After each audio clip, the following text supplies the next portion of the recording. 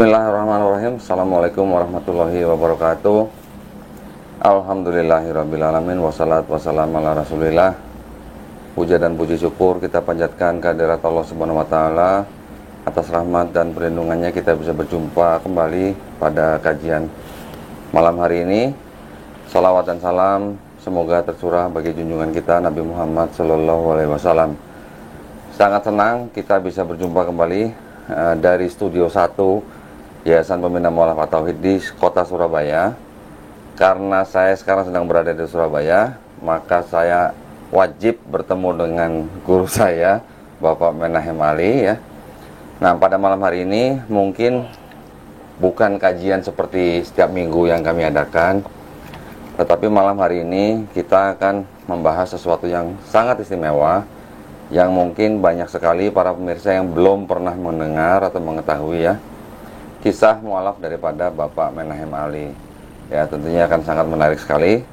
Nah, saya akan sapa dulu Bapak Menahem Ali. Assalamualaikum warahmatullahi wabarakatuh, Pak Ali. Waalaikumsalam warahmatullahi wabarakatuh. Sehat, Pak ya? Alhamdulillah, sehat. Alhamdulillah, ya. Ya, ini untuk kedua kalinya kita bertemu di Studio 1 Geraha Mualaf nih, Pak, di Surabaya nih, Pak. Nah, saya mohon mungkin Pak Ali, hari ini kita ngobrol santai Pak ya.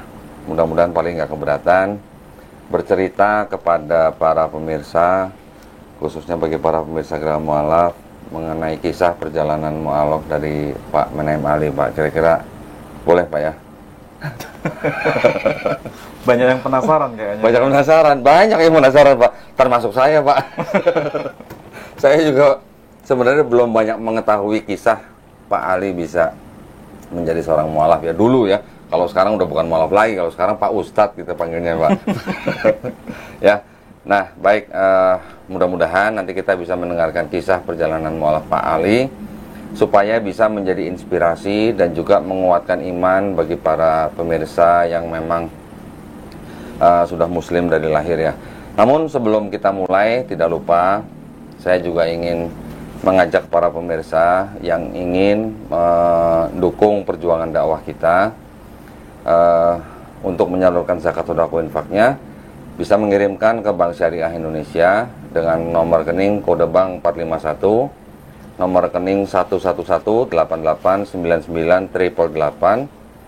Saya ulang ya, kode banknya 451, nomor rekening 11188998888 atas nama Yayasan Pembina Mu'alafah Tauhid, dan juga bagi para pemirsa yang ingin berpartisipasi untuk wakaf tanah yang berlokasi di Wonosalam, Jombang, Jawa Timur dengan total luas 6 hektar dan harga per meter perseginya Rp250.000, bisa mengirimkan ke nomor rekening yang tadi saya sebutkan dan bisa mengkonfirmasikan ke nomor handphone 0812 3280 2080 atau 0811 188 9181. Barakallahu fikum, mudah-mudahan amal jariah para pemirsa diterima di sisi Allah Subhanahu wa taala ya. Amin ya rabbal alamin. Baik, sekarang mari kita dengarkan. Saya yakin ini pasti sebuah kisah yang luar biasa karena narasumbernya sudah luar biasa. Jadi kisahnya juga pasti luar biasa ya. Pemirsa setuju sama saya ya. Baik, Pak Ali, ini saya juga mulai dak-dikduk nih dengernya nih sebenarnya. Kok bisa dak-dikduk gimana? Enggak, karena kan Pak Ali kan bukan orang biasa gitu loh. Pak Ali menguasai bahasa Ibrani, menguasai bahasa Yunani, bahkan bahasa-bahasa yang lain. Juga menguasai bahasa Madura ya Pak ya? Ya, alhamdulillah. Oh, alhamdulillah tuh kan, makanya bisa menguasai banyak bahasa. Tapi saya kan bukan orang Madura. Itu dia, nanti mau saya tanya Pak. Apakah Bapak ini orang Madura, bisa bahasa Madura gitu? Apakah kalau orang bisa bahasa Sunda pasti orang Sunda gitu, yang pertanyaan saya Pak. Nah, baik, silakan Pak, mungkin Bapak bisa cerita sedikit asal muasalnya. Mungkin dulu Bapak punya pergolakan batin atau mungkin punya semacam dialog resmi dengan siapa gitu, kok bisa sampai menuntun Bapak menjemput hidayah gitu Pak. Monggo Pak, silakan Pak. Eng. Assalamualaikum warahmatullahi wabarakatuh. Terima kasih kita bisa bertemu lagi di Surabaya. Alhamdulillah. Mudah-mudahan perjumpaan kita di tempat ini membawa sesuatu yang baru. Bahkan Insya Allah. menjernihkan informasi-informasi yang tidak tepat terkait mengenai pribadi saya sendiri ataupun terkait mengenai sesuatu yang ada hubungannya dengan organisasi. Sebenarnya saya agak enggan kalau berbicara mengenai kesaksian itu ya. Dalam tanda kutip, saya kira kalau istilah kesaksian itu saudara-saudara kita kaum Kristiani paham maksudnya. Kalau tadi disinggung mengenai mu'alaf, istilah kunci dalam tradisi Islam, saya kira itu juga penting untuk disuarakan. Sebenarnya seperti apa? Apalagi ini kaitannya dengan pribadi saya sendiri. Dan sekali lagi, saya sebenarnya tidak mau banyak bicara soal ini karena itu sangat sensitif sebenarnya. Dan saya tidak mau menciderai hubungan antar agama sehingga menjadi keruh dan tidak sehat. Tetapi karena ini dalam rangka untuk pembelajaran sekaligus untuk edukasi, bahkan menjawab tuduhan-tuduhan ataupun fitnahan-fitnahan tanpa dasar, maka saya mencoba untuk membagikan atau membawa beberapa dokumen yang kebetulan masih saya simpan. Masya Allah. Dokumen dari tahun berapa tuh, Pak? Saya mencoba untuk mengais-ngais dokumen yang kebetulan masih ada di perpustakaan saya. Meskipun ini tidak lengkap, masih ada beberapa yang tersembunyi di beberapa tumpukan buku lama. Tapi ini saya bawakan beberapa dokumen. Jadi para pemirsa atau Pak Dondi bisa melihat dokumen ini. Ini tulisan-tulisan tangan saya waktu tahun berapa ini? Tahun berapa ini ya? Bentar. Ini tulisan apa nih, Pak? Puisi atau? Bukan, ini tulisan saya terkait perdebatan saya dengan Kiai Haji Abdul Wasian waktu itu. Almarhum, Pak ya? Almarhum. Wah. Tahun berapa ini, Pak Dondi?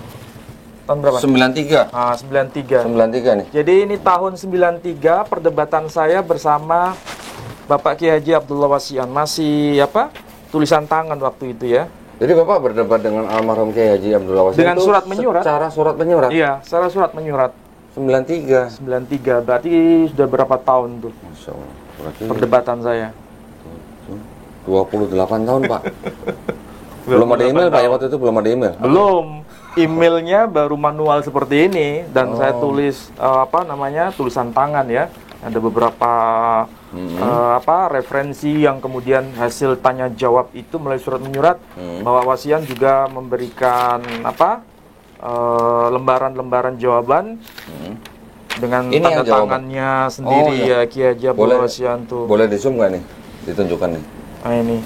Ini ada tanda tangan dan nama daripada Kiai Haji Abdul Wasian almarhum. Tahun berapa ini? Tahun di depan. Ya saya tadi. Ya yang tadi ya 9893. Ya. Jadi ini beberapa dokumen yang masih saya simpan dan kebetulan ini belum terbuang. Mungkin barangkali kalau saya tidak teliti ini sudah berada di bak sampah barangkali ya. Tadi saya pikir manuskrip itu, Pak. Ya kalau dalam pandangan saya ini ya bagian dari manuskrip. Ini manuskrip ya? Manuskrip karena tulisan tangan dan ini cukup lama ya, cukup lama. Dan ini baru sebagian yang tadi saya tunjukkan. Ada juga buku harian saya. Nah, ini kan sudah lama ini. Buku harian saya yang lama. Dan ini waktu masih saya SMA. Masya Allah. Waktu saya SMA. Dan saya sudah ikut retreat tahun berapa ini? Retreat 27. Retreat tahun 30. Sorry. Tanggal 27 sampai 30 Desember 1989. Ini retreat. Retreat ya, Jadi, iya. Ini saya sudah dibaptis tahun ini. Oh, itu Bapak sudah dibaptis? Nggak mungkin kalau Iya orang dong. Ikut retreat tanpa dibaptis kan sangat tidak mungkin. Iya, betul. Dan ini kan ada beberapa teman yang ikut retreat itu, salah satunya ini teman-teman saya. Ada pembagian kamar-kamarnya. Ini Mas Doni. Ini di kamar apa? Kamar Filipus. Ini Mas Budi di kamar apa ini? Kamar Filipus. Kamar Filipus. Ini teman saya juga, Yohan. Ini siapa ini? Bentar, Pak. Ini siapa ya? Coba di zoom kelihatan nggak nih? Coba di zoom kelihatan nggak nih? Atau yang situ? Bagusan mana? Ini sama itu? Coba di zoom yang itu. Coba kita lihat nih. Pak Ali tahun 89. 89 ya. 89. Ini.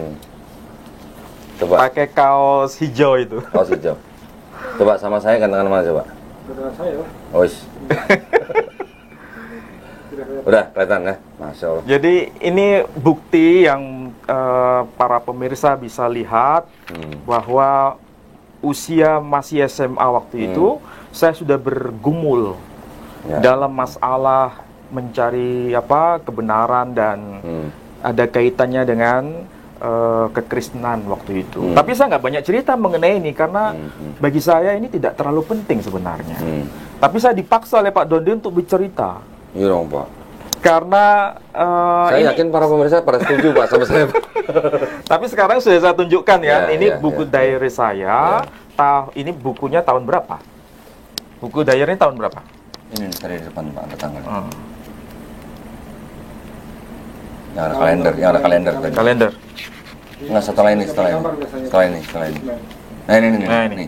87. 1987, 1989. Nah, benar. Berarti Ini 88. ini 89. 89. Iya, Iya. benar. 87 89. Iya. Tapi ini catatannya ini 1989 nih. Iya. 27 sampai 30 Desember 89. Berarti ini valid ya? Valid. Ya. Valid atau tidak valid? Ini berarti Facebook jadul ya, Pak ya? Iya, ini Facebook zaman itu ya. Zaman Facebook itu ya, zaman Facebook itu. ya, iya. Kebetulan mungkin ya waktu-waktu itu saya tuh belum tahu bagaimana pendokumentasian yang baik. Tapi paling tidak minimal meskipun dengan tulisan tangan seperti ini, waktu saya masih SMA sudah dibaptiskan dan mengikuti retreat bersama beberapa teman. Saya nggak tahu apakah teman-teman saya ini masih hidup atau masih ada. Kemungkinan kalau nanti ini mereka melihat YouTube, kalau tahu ya pasti bisa menjawabnya. Karena memang mereka bersama-sama saya waktu itu. Ini salah satu dokumen yang masih saya pegang. Mudah-mudahan Nggak ada foto teman perempuannya Pak di situ Pak? Kok laki-laki Bisa semua? Kok laki-laki semua gitu? Bisa aja maksudnya ya. Jadi ini adalah Ya. dokumen yang lama, diary atau buku harian yang mungkin masih manfaat buat saya, dan memang faktanya ini dikatakan masih ada manfaat sebagai bukti bahwa ini bukan abal-abal. Tahunnya sudah tahu kan? Tahun 89 ya. berarti berapa tahun sekarang? Saya masih 5 tahun itu. Aja belum masuk saya. Baru besar. Dan ini belum saya kuliah belum. Oh, iya. Ini masih SMA, ya? masih SMA. Kelas berapa tuh Pak? Ini kelas 2. Kelas 2 apa kelas 1 ya? Kelas 2 ya. Kalau SMA 2 nggak ada nih ya. kelas ya, Ini Pak? seingat saya antara kelas 1 mau ke kelas 2 seingat saya. Sudah dibaptiskan. Ya. Jadi dibaptiskannya di mana? Di Surabaya. Di Surabaya. Di Surabaya. Kemudian Nama gerejanya kira-kira keberatan nggak Pak disebutin, Pak? sebetulnya ada nama gerejanya, siapa yang membaptiskan saya, kemudian gembala sidangnya siapa, saya bergereja di mana, itu ada datanya. Bapak masih ingat ya? Masih ingat, namanya masih ingat. Siap. Dan surat baptisnya itu ada sebenarnya. Oke. Tapi apakah harus saya buka di sini? Itu tidak etis Iya, menurut saya. boleh. Nanti kalau memang pemirsa atau siapapun yang membutuhkan klarifikasi data ini, mungkin nanti bisa dibuka di sidang pengadilan. Kalau memang kalau ada yang dibutuhkan, ya. Istilahnya ingin bukti konkretnya, biar nanti pengadilan yang bisa membuka. Saya malah berharap kalau ini bisa dibawa ke sidang pengadilan untuk membuktikan siapa saya pada masa SMA itu, saya kira itu pengadilan punya hak untuk membuka itu. Dan saya sangat berterima kasih kalau seandainya Kalau ada itu yang- dibawa ke sidang pengadilan untuk membuktikan perjalanan hidup saya pada waktu SMA itu. Masya. Jadi Malah ditunggu ya Pak ya? Kalau malah saya berharap itu. Jadi saya tidak mau hanya bercerita, kemudian bercerita lagi tanpa menunjukkan data. Sekarang Pak Dondi menginvestigasi saya untuk membuktikan apakah benar dulu seperti apa. Ini saya tunjukkan datanya. Enggak Pak, saya nggak bermaksud menginvestigasi Pak. Saya cuma interogasi. Ya Pak, monggo Pak lanjut Pak, silakan Pak. Ya. Jadi sejak SMA sudah ada kan datanya, kemudian berlanjut, kisah itu berlanjut 89. sampai kemudian muncul yang namanya ISJS waktu itu. ISCS. Pak, mau tunggu sebentar, Pak. Tadi 89, Bapak retret. Tahun 93, Bapak sudah berdebat dengan almarhum Kiai Haji Iya. Abdullah Wasian. Heeh. Itu jaraknya hanya 4 tahun, Pak. Oh, aduh. Berarti Bapak pada waktu debat itu udah mahasiswa gitu, Pak? Ya bisa dihitung kan? Iya, ya. 4 tahun kan Pak berarti kan? Dondi kan cerdas untuk tahu waktu tahun sekian SMA, Iya. berdebat tahun berapa, Iya. posisi waktu itu saya bagaimana, kan udah tahu. Iya, iya. Bisa diukur secara matematik. Berarti Bapak kira-kira mahasiswa semester 6 atau 7 gitu ya kira-kira ya? Ya, pokoknya semester itu. Mahasiswa udah Tapi debat. berdebat waktu itu dengan manual ya, Iya, tulisan tulisan. itu, bukan pakai media online seperti sekarang. Pak, boleh tahu nggak Pak, Bapak kuliahnya jurusan apa, Pak? Waktu itu, Waktu kuliah. studi mengenai filologi. Oh, memang kuliahnya memang filologi. Oh. Filologi, kajiannya berkaitan dengan filologi, dan itu otomatis kan berkaitan dengan bahasa-bahasa. Iya. Itu Apalagi di Surabaya, Pak? di Surabaya, di kampus Universitas Erlangga. Di situ. Mahasiswa udah berdebat, Pak. Sudah. Nah, itu lalu. Dan ada kan jawabannya tadi ada tantangannya juga. saya pikir tuh Bapak berdebat dengan almarhum Kiai Haji Abdullah Wasian tuh sudah lulus kuliah atau bagaimana gitu. Iya. Ini masih mahasiswa ternyata, Pak. Lanjut, Pak, silakan, Iya. Pak. Dan Iya. perdebatan yang mungkin saya bisa share waktu itu Iya, ya, iya, iya. Nah, boleh. Topiknya apa, berkaitan dengan siapa yang dikorbankan, Oh. Ismail ataukah Ishak. Iya. Dalam surat saya itu saya bertahan bahwa yang dikorbankan itu Ishak waktu itu. Iya, iya, iya. Seakan-akan ini sesuatu yang sangat primadona dalam perdebatan Iya, kajian ya, Iya. kajian lintas agama itu. Hmm. Dan suratnya masih ada di sini. Mohon tunggu sebentar, Pak ya. Ini saya coba lagi mau ini lagi nih. Bapak debatnya tahun 93.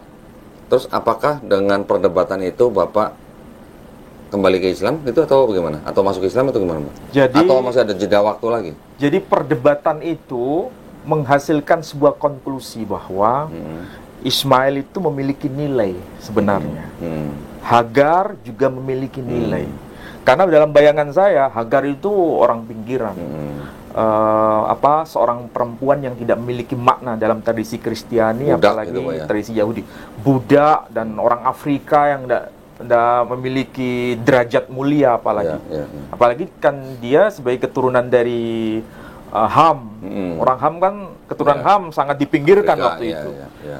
Tetapi jawaban yang masih terngiang-ngiang selama perdebatan itu adalah saya tidak bisa mengelak bahwa walaupun wanita itu keturunan Ham, yakni Hajar keturunan Ham, bukan berarti posisinya tidak punya nilai. Kalau itu yang menjadi acuan, Yusuf punya istri dari seorang perempuan keturunan Ham dan punya 2 orang anak, yakni Efraim dan Manasye. Ternyata Efraim dan Manasye serta keturunan dari Efraim dan Manasye itu mendapatkan hak untuk wilayah perjanjian di tanah Palestina. Itu jawaban dari almarhum. Iya. Jawaban beliau begitu. Keren, Pak, tuh Pak jawabannya, Pak. Artinya apa? Ya, Meskipun itu keturunan dari orang Mesir, keturunan dari Ham, toh ternyata keturunan dari orang-orang keturunan Ham memiliki hak di hadapan Tuhan. Bahkan kalau tidak salah Efraim itu disebut sebagai anak sulung ya, Pak ya? Iya. Nah, itu ya. Mendapatkan kehormatan. Iya. Padahal dari garis ibunya kan orang Mesir. Iya, Mesir, ya. Kalau dikatakan orang Mesir itu Lebih tidak rendah, terhormat, ya. dan Hagar otomatis keturunan orang Mesir, Iya. tidak terhormat. Faktanya dari keturunan Yakub melalui Yusuf ini ternyata dapatkan sesuatu yang terhormat untuk wilayah tanah Palestina juga. Iya. Ya kan? Itu satu. Bahwa alasan kalau dia orang Mesir maka tidak terhormat berarti gugur jawabannya berkaitan dengan keturunan Yusuf itu. Yusuf namanya. Ya. Terus? Kedua, dia statusnya budak. Ya. Tapi budak di sini bayangan kita itu orang yang tidak punya derajat mulia kan. Padahal kalau dalam bahasa Ibrani ini kan disebut simhat. Artinya asisten dalam rumah tangga Abraham. Karena waktu itu Abraham kan punya istri yang bernama Sarah. Iya. Dan status Hagar itu bukan budak dalam tanda kutip, tapi sebagai asisten dalam rumah tangga Abraham. Tapi dalam bahasa kita disebut budak. Tapi kalau seandainya bertahan dengan istilah budak, kemudian itu dinyatakan bahwa keturunan budak tidak bisa menjadi sesuatu yang terhormat di hadapan Tuhan, Padahal istri Yakub juga ada yang namanya Bilha dan Zilpah. Dua budak. Dua budak. Dari sini ya Pak ya? Dua budak dari istri Berarti Yakub. sebagian dari Bani Israel juga ada keturunan budak. Keturunan budak. Tapi faktanya kan dapat kehormatan Iya betul Pak. di tanah Palestina, Iya, mendapatkan warisan di tanah Palestina. Iya, dapat kapling juga Iya. Pak ya. Artinya kalau Hagar dan itu punya keturunan Ismail, dianggap tidak layak di hadapan Tuhan gara-gara statusnya budak atau statusnya sebagai orang Mesir, Iya. maka gugur Iya. status dari keturunan Yakub Iya. sebagai keturunan budak dan juga keturunan orang Mesir. Ini kan jawaban yang sebenarnya sangat akademik ya, Iya, dari iya, jawaban Bapak Abdul Wasian waktu itu. Iya. Dan itu yang membuat kepala saya harus berpikir 2 kali. Pening Pak jadi. Iya. Itu baru bicara status Iya, iya. Ismail. Nah, nanti berlanjut mengenai siapa yang dikorbankan itu ada beberapa surat menyurat Panjang Pak itu Pak. panjang. Tapi yang dibuka pertama kali oleh Bapak Abdul Wasian itu statusnya dulu sebagai pintu gerbang utama. Kalau ini sudah beres, baru bicara mengenai siapa yang dikorbankan. Jadi waktu itu beliau nggak jawab siapa yang dikorbankan dulu. Padahal saya bertanya siapa yang dikorbankan, tapi dia jawab dulu dari pintu gerbangnya dulu. Oke. Supaya tahu statusnya dari Ismail, statusnya dari Hagar waktu itu. Boleh tahu nggak Pak hasil debatnya waktu itu gimana Pak? Konklusinya gitu Pak. Konklusinya, ternyata memang benar bahwa yang dikorbankan itu Ismail. Ismail. Nah, Pak Ali yang waktu itu masih sebagai mahasiswa, gimana kira-kira? Apakah Pak Ali bisa menerima atau masih Yang mengakui tapi tidak terlihat mengakui itu bagaimana Pak? Ya karena perdebatan itu kan bukan perdebatan debat kusir kan. Perdebatan itu pakai data. Dan data itu memang dari bahasa Belanda, bahasa Jerman kan beliau waktu itu ngerti kan bahasa Jerman, bahasa Belanda. Dan bahasa Ibrani, bahasa Yunani memang tidak terlalu menguasai, meskipun tahu tapi tidak menguasai betul. Dan saya mencoba untuk diskusi dengan beliau pakai bahasa yang kita akrabi, baik itu bahasa Indonesia, bahasa Jerman, bahasa Belanda, termasuk bahasa Ibraninya. Nah, tunjukkan di situ. Dan konklusinya memang benar, memang disebut sifhat itu artinya bukan sebagai budak, status budak yang kita bayangkan itu, tapi sebagai mitra dalam keluarga Abraham, asisten rumah tangga, pimpinan di dalam rumah tangga Abraham. Itu. Masya Allah Pak ya. Bapak umur segitu aja udah debat ya Pak ya. Tapi gini Pak, saya juga dulu ingat waktu saya masih Kristen, SMA nih Pak, saya ingat Pak. Saya juga mendebatkan soal itu Pak, Ismail atau Ishak. Oh, Tapi, sama kasusnya. Tapi bukan sama seperti seorang Kiai Haji Abdul Wasian. Saya berdebat dengan seseorang di pasar Pak. Di pasar, karena papa saya memang dari muda dia selalu buka kios atau toko di pasar. Saya sering membantu. Nah, pas di pasar itu saya bertemu seorang Muslim. Saya juga berdebat soal itu. Ya kalau sebagai seorang Kristen, kalau berbicara mengenai siapa yang dikorbankan oleh Abraham, ya kita patokan sudah ada namanya kan Pak di situ ya. Tertulis nama Ishak gitu. Tapi kita dulu juga tidak pernah memperhatikan kronologinya kan Pak. Iya. Kronologinya Abraham itu terima perintahnya di mana, setelah tidak terjadi pengorbanan itu dia pulangnya kemana, terus Sarah tinggalnya di mana, Hagar tinggalnya di mana. Di situ nanti bisa kelihatan sebenarnya dia pulang kemana gitu. Kalau dipaksa dia pulang ke tempat yang disebut dengan Beersheba itu adalah tempat tinggal Sarah. Sarah nggak pernah ke Beersheba. Nah, Sarah tinggalnya di Hebron ya Pak ya. Nah, kalau dia pulang ke Beersheba yang ternyata tempat tinggalnya Hagar, berarti apakah Abraham bawa pulang Ishak ke rumah yang salah atau bagaimana gitu? Itu aja pertanyaan saya gitu. Kan setelah peristiwa korban itu kan kembalinya ke Beersheba, bukan kembalinya ke Hebron. Betul. Nah, siapa yang ada di Hebron, siapa yang ada di Beersheba, kan jelas. Betul. Kalau seandainya yang ada di Beersheba itu Hagar bersama Ishak, kan tidak mungkin. Iya, betul. Itu dia. Kuncinya cuma di situ ya Pak sebenarnya. Nah, begitu juga dengan di Quran kan Pak ya. Di Quran juga kan diceritakan yang disebut sebagai anak yang sabar itu siapa? Disebut dengan anak yang soleh itu siapa, itu jelas tidak pernah tertukar kan Pak gelar itu Pak antara Ismail dan Ishak alaihissalam. Jadi di Quran walaupun tidak disebutkan namanya yang mau dikorbankan siapa, tapi gelar yang disematkan kepada anak yang mau dikorbankan itu tidak pernah tertukar gitu kan Pak. Quran tidak tertulis nama tapi secara kronologi jelas gitu ya.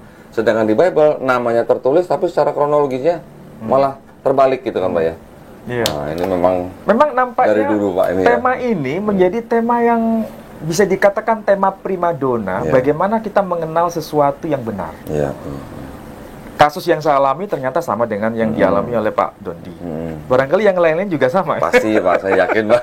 Iya. Tapi biarlah ya, itu kenangan masa lalu ya. Iya. Tapi itu penting juga untuk diungkap kembali dan menjadi pelajaran bagi Ini siapapun. edukasi ya Pak. Edukasi ya. Mengenai pilihan iman itu masing-masing. Iya. Tapi bagaimana mempertanggungjawabkan iman tidak mudah. Iya. Apalagi mempertanggungjawabkan iman secara data, bukan karena emosional, bukan karena kesembuhan.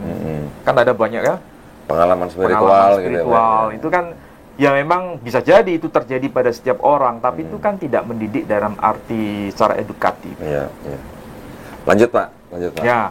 Jadi lama sekali itu ya, berlangsung sekian tahun, sampai pada akhirnya saya bertemu dengan Mas Bambang Nursena.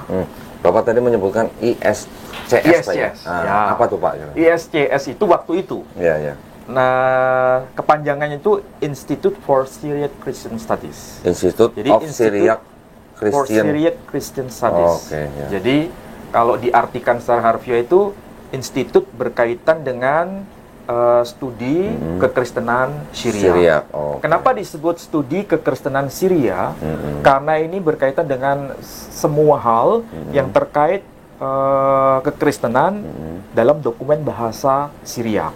Bahasa Syriak itu kalau dalam tradisi Islam itu sama dengan bahasa Suryani. Oke. Atau kalau tidak mengenal Syriak itu apa, sama dengan Aramaik. Tapi Aramaik khas Kristen.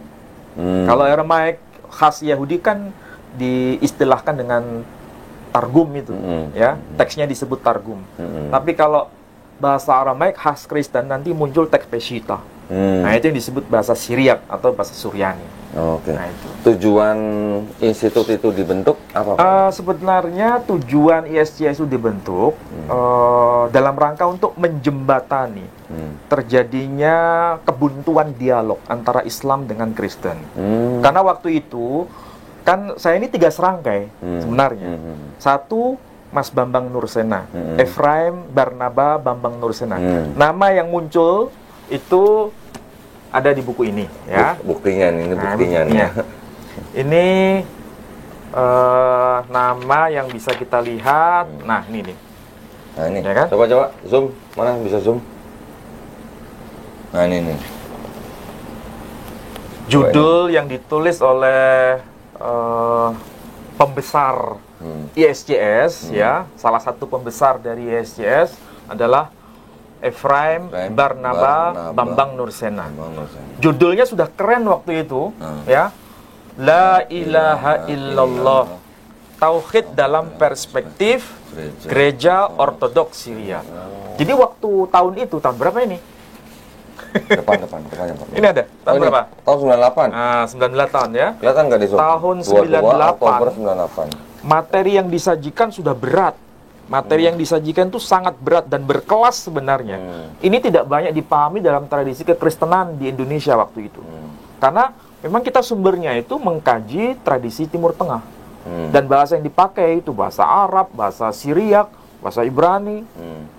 Walhasil pokoknya bahasa-bahasa Timur Tengah itu diobok-obok dalam rangka untuk menjembatani kebuntuan antara Islam dan Kristen waktu itu. Ini mohon maaf Pak, ini audiensnya siapa Pak? Audiennya itu dari berbagai denominasi gereja. Semua hadir. Itu diadakan bukan di tempat yang istilahnya eksklusif tempat gitu, biasa itu, tapi eksklusif di hotel loh ini. Oh. Ada di hotel, ada di di pertemuan gereja besar, ya itu yang dilakukan. Ini tahun sekian. Ini Mas Bambang Nursena. Jadi yang memberikan kajian itu salah satunya Mas Bambang Nursena. Selain Mas Bambang Nursena, siapa lagi? Ali? Belum. Oh, belum. Heni Sumali. Oh, ada Heni. Ada Mas Heni Sumali, ya. Jadi kalau dari sisi usia yang lebih tua secara umur itu Mas Heni Sumali. Yang kedua secara umur itu Mas Bambang Nursena, BN, Pak Efraim Bambang Nursena. Barnaba Bambang Nursena. Iya. Secara umur, Iya. yang paling muda Muda. waktu itu saya. Oh, paling muda. Jadi Ada kalau buktinya, Pak? ini ada, Ah, zoom. nih, ya kan? Mena Hemna Ali. Ya, jadi ini tulisan berkaitan dengan apa yang saya sajikan. Ini Mas Heni Zulmali yang menyajikan. Ini Mas Efraim Barnaba Bambang Nursena. Sebentar, Hai. Pak. Ya. Saya mau cocokkan dulu, Pak. Ini ada tulisan ISCS-nya di mana? ISCS. Ini kan gereja Ortodoks Syria ya. Ya. Nah, ini kok ada para Madinahnya, Pak? Karena ini kita waktu itu sudah bekerja sama dengan lembaga pendidikan Islam waktu itu. Oke. Ini para Madinah waktu itu diasuh oleh Dr. siapa ya? Nurholis Majid waktu itu. Oh, oke, Ah. oke. Jadi Nah. sangat diterima waktu itu, zaman-zaman itu ya. Oke. Sangat Ini diterima. kan gereja Ortodoks Syria gitu kan. Ya, ada lambangnya ini kan? Ya. Ah. Ini Institute for Syriac Christian Christian Studies Studies, ya. Yes, yang yes. Pak Ali punya Sama kan? sama Institute for Syriac Christian Studies sama Ya, berarti. sama kan? Oh. Jadi hanya 3 orang ini. Selain itu tidak ada yang berhak untuk menyajikan materi berkaitan dengan kekristenan Syria. Tidak ada yang punya hak. Nah. Hanya 3 orang ini. 3 orang ini bergantian untuk melakukan semacam kajian di kota-kota besar. Ini Bergilir, safari gitu, Pak. safari. Oh. Jadi misalnya saya di Jakarta, ya, Mas Bambang Nursena, Mas Efraim Bambang Nursena ada di Denpasar. Oh. Mas Heni Zulmali ada di mana? Di Surabaya. Jadi bergilir tuh. Nah, pendirinya institut ini siapa, Pak? Kalau dari inisiatornya, Mas Efraim Bambang Nursena. Oh, oke. Inisiatornya.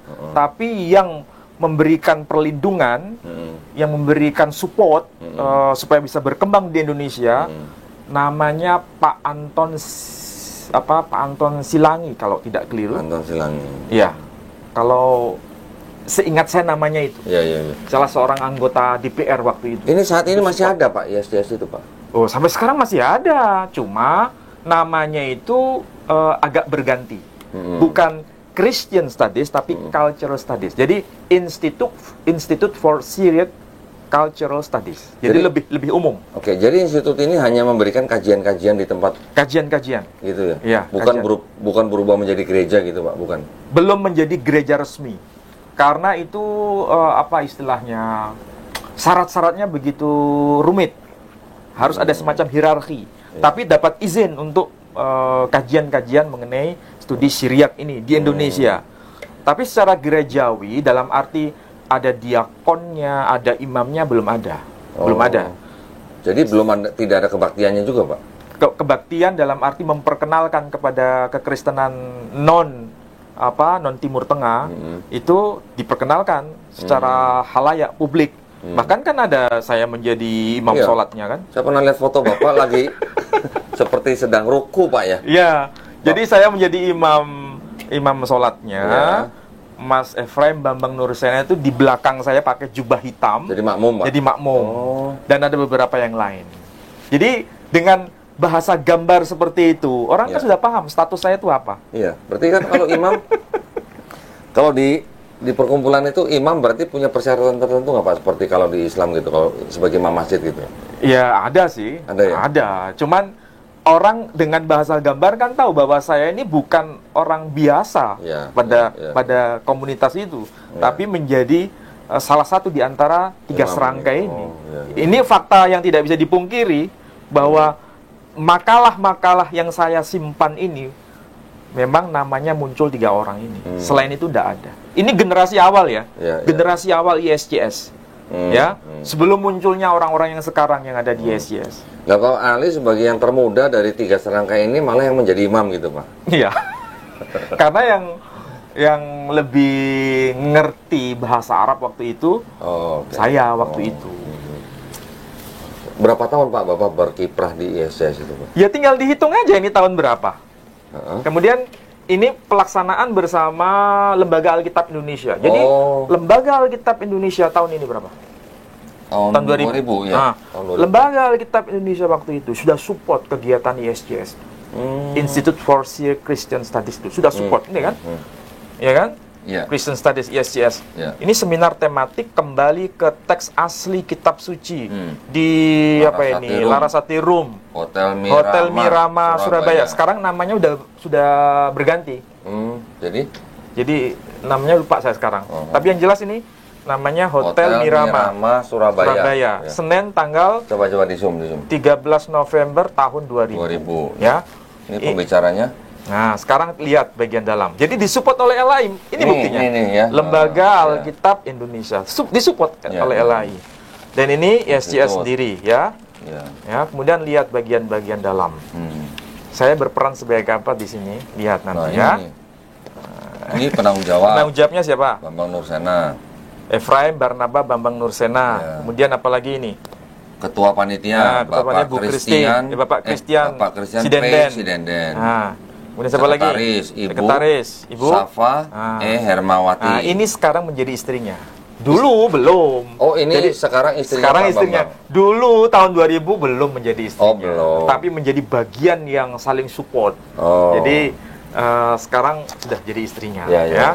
Kemudian siapa lagi ini? Bendahara Bapak Haryanto. Nah, ini bendaharanya. Seksi acara. Bapak kok nggak ada namanya? Nah, ini di sini.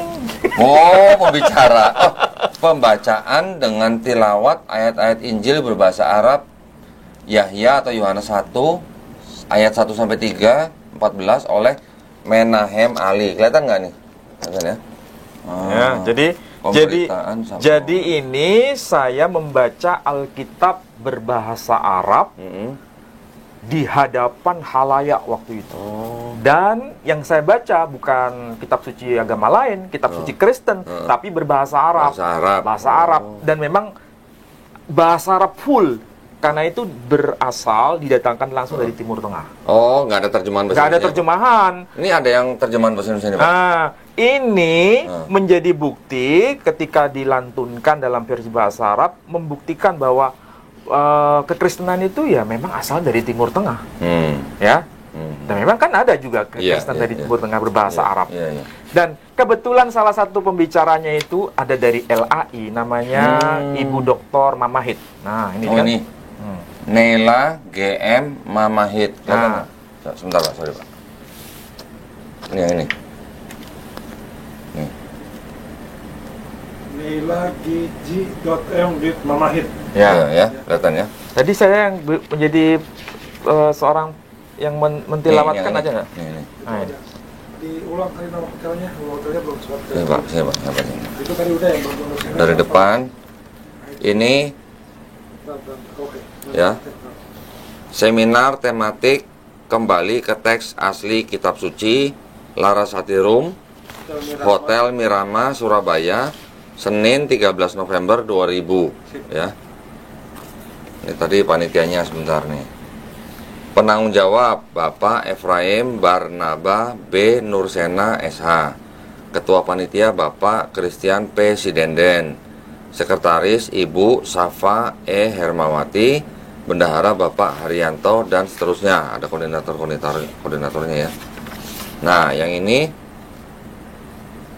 pembacaan dengan tilawat ayat-ayat Injil berbahasa Arab Yahya 1 ayat 1 sampai 3 dan 14 oleh Menahem Ali.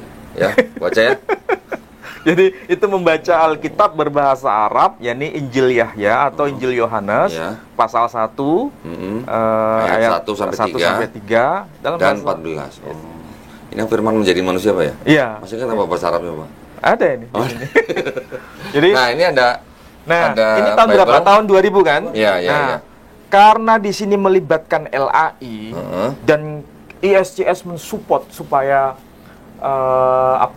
kekristenan bercorak Timur Tengah itu bisa diterima oleh Muslim di Indonesia dan dihadiri oleh pembicara dari LAI juga, yakni Dr. Mamahit tadi, ya kan?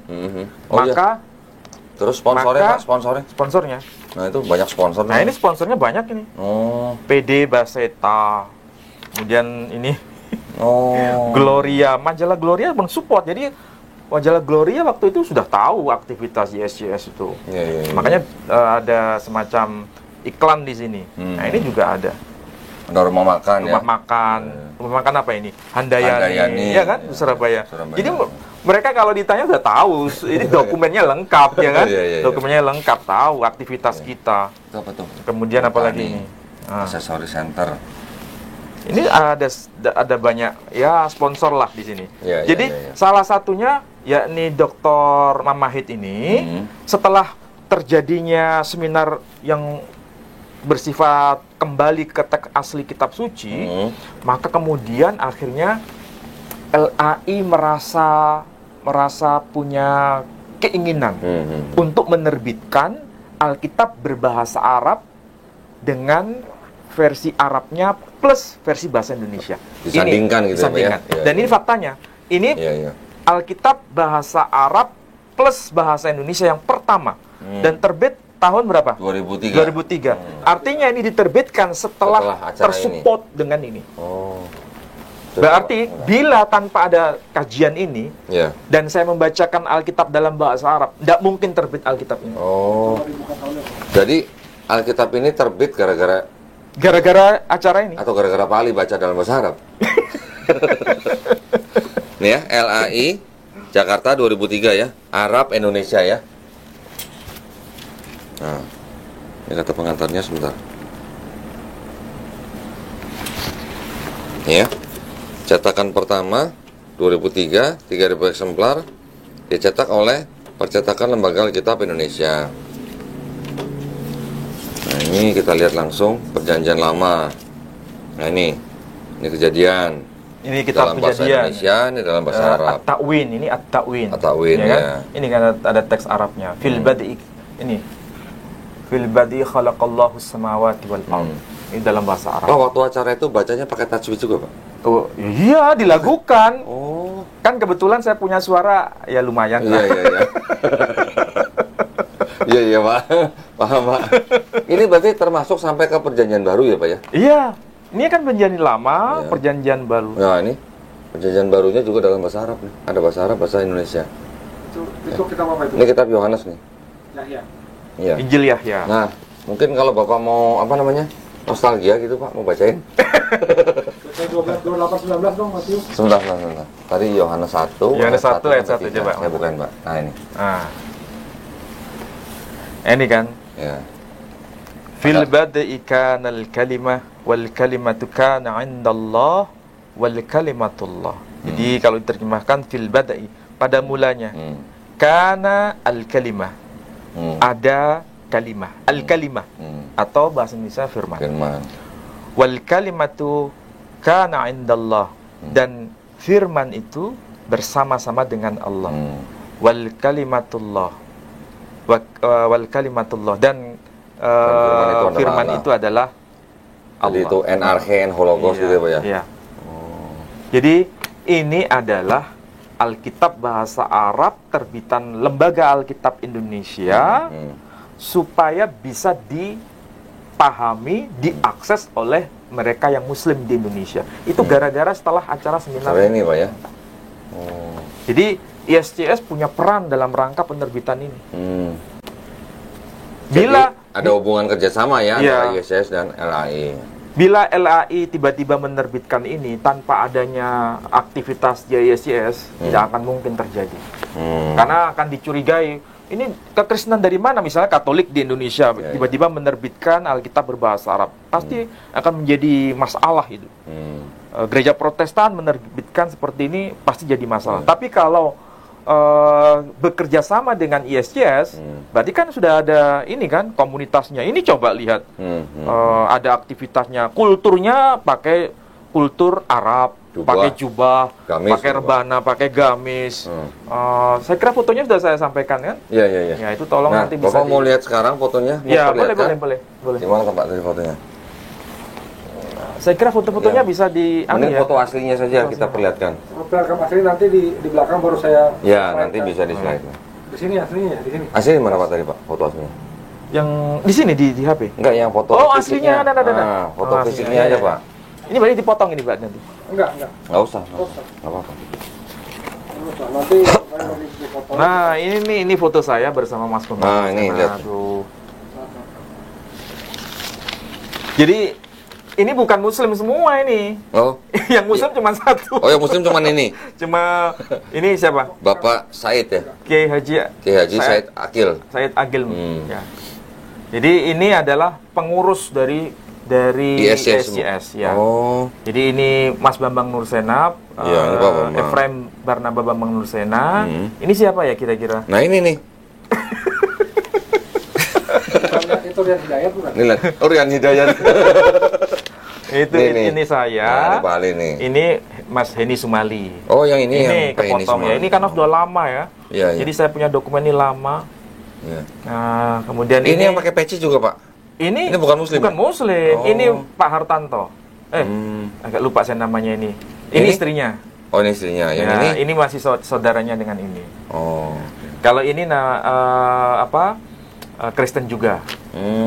Ini karena ortodoksnya ini, Pak ya? Iya, karena untuk menampilkan ini loh ortodok pakai Saya baru ingat kultur nih, Pak. Saya baru ingat nih. kultur Arabnya kelihatan. Saya baru ingat nih, Pak. Saya pernah satu mobil, Pak. Dengan Ada kaos bahasa Arab, tulisan bahasa Arab. bukan, Ya. bukan. Saya pernah satu mobil dengan bintang film Roy Martin, Pak. Oh iya, Roy Martin tahu mengenai ini, tahu. Oh, alah. Jadi Roy Martin itu Ya. memang menjadi penganut gereja ortodok. Tapi waktu itu dilematis ya. Mau pilih ortodok Yunani atau ortodok Syria atau ortodok Rusia, itu masih berkembang waktu itu. Oh, ada pilihan antara Yunani, Syria, Iya, dan Rusia. Rusia. Oh. Yang ini berarti Ini Syria. yang Syria. Nah, karena lebih dekat ke nuansa Timur Tengahnya. Kalau Yunani kan lebih ke arah barat ya. Saya nggak tahu waktu itu saya satu mobil dengan bintang film Roy Martin dan istrinya Anna Maria.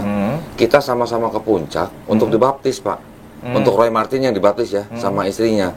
Saya nggak tahu apakah waktu itu Pak Roy Martin itu sudah ortodok atau belum, saya nggak tahu. Kalau tahun-tahun segitu ya sudah Sudah, ya? ortodok, Oh, iya. iya. Tapi Ya, tahun karena 2000-an. Ibu Anna Maria juga menggunakan Iya, kerudung. kerudung, Ya, ah. sama seperti ini. Iya, Baru ingat saya benar. Jadi tahun 2000-an, tahun ya sekitar tahun itulah. Iya, iya, iya. Itu sudah pasti dia sudah di ortodok. Tapi nggak tahu sekarang apakah dia ortodok Rusia atau ortodok Yunani, saya nggak tahu. Oh, oke. Iya, Karena iya. sudah lama. Saya juga nggak gitu ngikutin sih, Pak. Iya. Ada foto lagi, Pak. Oh, ada ini. Ini yang harus kita lihat nih. Nah, ini saya bersama Mas Bambang Nursena. Ini Pak Said Agil Syirah. Boleh di zoom nih. Di belakangnya itu semua pakai peci dan ada pakai salib juga kan? Itu semuanya Kristen Ortodoks, Pak? Semua. Oh. Semua. Saya pikir gereja Ortodok Indonesia itu sudah berdiri gitu, Pak Sudana. Belum. Tetapi masih hanya dalam bentuk studi ya. Oh, oke. Said Akil dulu jabatannya apa itu? Jabatannya waktu itu ya kira-kira berkaitan dengan apa ya? Istilahnya salah satu pimpinan di NU Jawa Timur. Oh.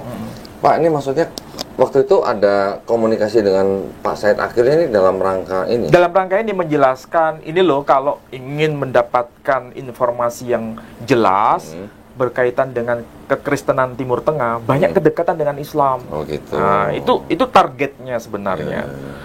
Apalagi pendekatan bahasa, pakai bahasa Arab. Kemudian bahasa Aramaik itu dekat dengan bahasa Arab. Budayanya pakai budaya Arab, pakai peci semua kan. Nah, itu membuktikan bahwa kekristenan di Indonesia itu memang ada kecelakaan sejarah. Informasinya yang kita sampaikan. Karena yang mendatangkan nuansa kekristenan di Indonesia itu kan kaum penjajah waktu itu. Penjajah Belanda ya. Kaum kolonial itu kan ada semacam persoalan psikologi. Ini agama penjajah ini Kristen nih. Nah, dengan hadirnya kekristenan bercorak Timur Tengah, ini kan nggak ada kaitan dengan penjajahan. Nah, di situ mulai ada tujuan untuk menghilangkan bahwa kekristenan itu nggak ada hubungan dengan penjajahan. Nah, ini faktanya ada menghilangkan stigma negatif gitu stigma ya, Pak, negatif ya? ke sana. Yang kedua, ini kan basisnya bukan bahasa Barat, bukan bahasa Eropa, tapi bahasa Timur Tengah. Ada bahasa Arabnya, sama-sama menggunakan nama Allah, melafalkan Allah, menyebut Al-Kalimah, menyebut Sayyidah Maryam. Bahkan kita biasa itu menyebut Sayyidah Maryam. Kita nggak menyebut Bunda Maria, nggak. Waktu itu kita menyebut Sayyidah menyebut Maryam. Isa? Ya, dengan Isa Sayyidina. Al-Masih, Sayyidina Isa Al-Masih gitu. Sayyidina ya, Lord. Sayyidina Isa Al-Masih. Jadi kita kalau ke pesantren, tidak pernah kita menyebut Yesus Kristus, tidak pernah. Kita menyebutnya Sayyidina Isa Al-Masih. supaya tidak terjadi gap. Ya, ya. Nah, itu tujuan. Dan itu berhasil. Oh gitu, Pak. Berhasil. Makanya kita diterima waktu itu di pesantren kita bisa masuk, di UIN kita bisa masuk. Waktu itu belum UIN ya, masih IAIN. IAIN. Masih IAIN waktu itu. Bahkan zaman-zaman itu tahun 2000-an, IAIN tuh menyambut kita. Wah, ini kekristenan yang dekat dengan Islam ini. Nah, itu. Tetapi kan tetap aja ada perbedaan. Tetap aja. Iya, iya, iya, ya. Ada lagi, Pak? Nah, Ada, ini foto saya bersama siapa? Ini Ini Mas tadi Heni Pak Sumali. Heni ya? Ah, Oh, ini iya, Sumali. Ya. Pak? Oh, ini di... Loh, Itu gereja ini apa? kok ada Tiberius, Pak? Iya, karena memang acaranya acara di gerejawi. gereja Tiberius. Ah, Oh. Acara gerejawi. Ini acara gerejawi. Enggak, ini kopiahnya nih yang... Iya. Jadi kesannya seperti... Ambigu. Itu membuktikan bahwa kita dari kalangan kekristenan Timur Tengah. Bertujuan untuk itu, mensosialisasikan untuk itu. Makanya Iya, kita iya. biasa pakai kopiah, Iya ya, pakai ada Zoom ya? peci seperti itu. Oke. Biasa. Oh, alah. Loh, tapi mohon maaf Pak, saya potong Pak. Pak Bambang Nursena, Pak Heni Sumali, terus kemudian Pak Menem Ali. Ini pada waktu bergabung dengan ISCS ini masing-masing Punya masih peran. dari gereja. Iya, gereja sendiri-sendiri. Oh, Gereja sendiri. Nah, kalau Mas Heni Sumali dari GKJW. Kalau nggak salah ya. Iya, Kemudian iya. kalau Mas Bambang juga dari KJW. Gereja. Oh. Tapi kita punya keinginan supaya kekristenan Timur Tengah itu menjadi sesuatu yang punya makna di Indonesia karena menjadi penyeimbang untuk menghilangkan kesan stigma negatif Kristen itu penjajah gitu loh. Nah, sekarang pertanyaan saya gini, Pak. Gereja asal daripada Pak Bambang, Pak Heni, Pak Ali ini nggak keberatan dengan kita, Enggak. Bapak-bapak Karena di ini kan ISCS? bukan gereja waktu itu. Iya. Bukan gereja ortodok kan nggak ada. Iya. Nggak ada. Jadi maksud saya nggak keberatan gitu Enggak, dengan kita nggak keberatan. memberikan kajian apa segala Enggak. macam. Karena memang tujuannya untuk Muslim waktu itu. Lebih tepatnya untuk Muslim supaya Muslim itu tidak terlalu alergi dengan Kristen waktu itu. Tujuannya. Jadi ini ada misi ya, Ada Pak ya? ya istilahnya gerakan misi. Ya, ya. Misiologi, ilmu yang berkaitan dengan misiologi Ya, itu ya, ya. sudah kita lakukan tahun 2000-an dulu dah. Pelaku ternyata. Lah ini kan pelaku sebenarnya. Iya, Bila nih. tanpa ada aktivitas ISCS ini nggak akan terbit Alkitab berbahasa Arab, bahasa Indonesia ini diterbitkan oleh LAI. Ini jeripaya ISCS sebenarnya. Loh, dulu waktu Bapak pernah kajian sama saya nanya ini tujuannya apa, ada Alkitab bahasa Arab, bahasa Indonesia. Ternyata dari dia sendiri. Jadi saya ini merasa berdosa sebenarnya. Iya, iya, Merasa iya. berdosa. Ini umat Islam ya gimana ya? Ini juga saya punya andil dosa besar. Saya ingat loh, saya dulu pernah loh kajian bawain ini loh. Bukan ini. Terus waktu itu Bapak nanya, jadi tujuannya siapa? Audiennya buat siapa nih? Ada bahasa Arab, ada bahasa Indonesia. Ternyata gara-gara dia juga. Nah, sekarang kan kita bisa berpikir secara jernih ya. Iya, iya. Kalau ada Alkitab berbahasa Arab Indonesia, dwibahasa. Ini kan seperti Quran kan? Oh iya, iya. Coba lihat. Iya, iya. Ini kan secara layout ya, kan seperti Quran tuh. Ini ada teks Arabnya, ini ada teks Indonesia. Ini kalau dilihat oleh orang-orang Muslim waktu itu, kan seperti Quran. Iya, betul. Ya kan? Kan saya bertanya, lembaga Alkitab Indonesia menerbitkan ini tujuannya untuk siapa? Kalau seandainya ditujukan untuk orang-orang Kristen Arab di Indonesia, berapa persen jumlahnya? Sedikit sekali lah. Kan tidak mungkin. Iya. Cuman Mbak Ali dan konco-konconya pada waktu itu lah ya. Nalarnya kan begini, Iya, kalau itu untuk orang-orang Arab Kristen di Indonesia, cukup bagi mereka itu membaca Alkitab bahasa Arab saja kan? Iya, betul. Dan mereka bisa bawa itu Alkitab bahasa Arab dari Timur Tengah.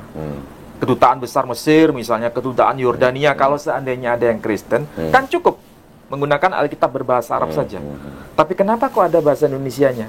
Kan Betul. berarti tidak mungkin untuk orang-orang Kristen Arab di Indonesia. Iya, Satu. iya. Yang kedua, Tidak mungkin untuk orang Kristen yang tidak yang tidak paham bahasa Arab kan? dan yang Kristen kedua, awam lah gitulah. yang kedua tidak mungkin untuk orang-orang Kristen di Indonesia yang mengerti bahasa Arab. Ya. Waktu itu yang bisa bahasa Arab berapa orang? Iya, iya, iya. Ya kan? Hampir sebagian besar orang-orang Kristen di Indonesia kan nggak mengerti bahasa Arab. Iya. Lalu tujuannya untuk siapa? Itu untuk Muslim Pak nih. Kan jawab sendiri. Lah pakai nanya dulu ya. Bukan Pak Ali yang ngomong ya. Bukan saya yang ngomong. Enggak, saya dulu pernah ditanya gitu sama. Mau nanya Pak, itu pertemuan tahun 2000 itu pengunjungnya siapa aja Pak? Terbuka bebas, umum atau emang udah? Rata-rata yang datang itu dari kalangan Kristen. Oh, Kristen. Kalangan Kristen, ya. Terus pada waktu Bapak berkiprah atau mengunjungi apa waktu itu IAIN ya? Itu juga memberikan kajian-kajian seperti ini. Iya, jadi kita menghilangkan stigma bahwa kekristenan itu nggak ada hubungannya dengan kolonialisasi. Oh, Buktinya oke. kekristenan itu ada di Timur Tengah dan menggunakan bahasa Arab. Dan kalau mengucapkan sesuatu misalnya Bismillah wal ibni waruhil kudus ilahu wahid amin. Lalu berdoa abana alladzi fis samawat liyataqaddasa ismuk liyati malakutuk litakum masyiatuk kama fis samai kadzalika ala ra'ad ila akhirih. Oh, masih hafal kan? Masih hafal. Ini saya diinvestigasi sama interogasi, Pak.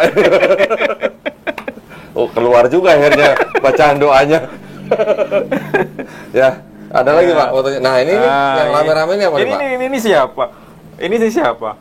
Mana Nah, ada kita saya cari ada? ya. Wisuda Sekolah Tinggi Teologi Baptis Indonesia, Semarang, 24 Oktober 2003. Saya cari fotonya Pak Ali nih. Mana? Coba. Ini coba. nih kayaknya nih. Iya. Oh iya nih. Ini kan, ini yang beberapa teman nih. Oh iya. Enggak, karena paling putih nih, paling putih kan.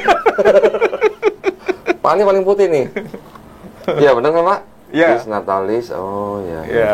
Ada bagian aja dah di Pak. Oh Bapak jadi lulusan Sekolah Tinggi Teologi ya, Iya. Baptis Indonesia di Semarang ya Pak ya?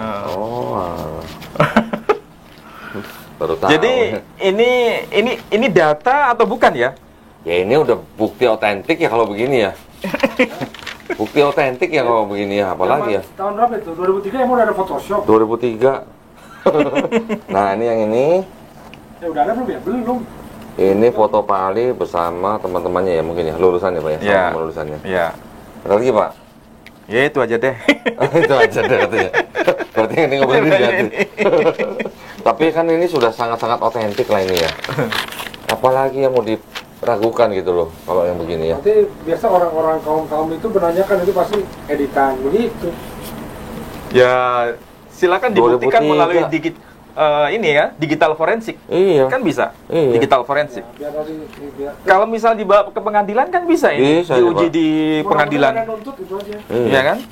Malah Bapak nungguin ya ada yang Loh, mempermasalahkan. saya berharap ada yang bisa membawa persoalan ini ke ranah hukum.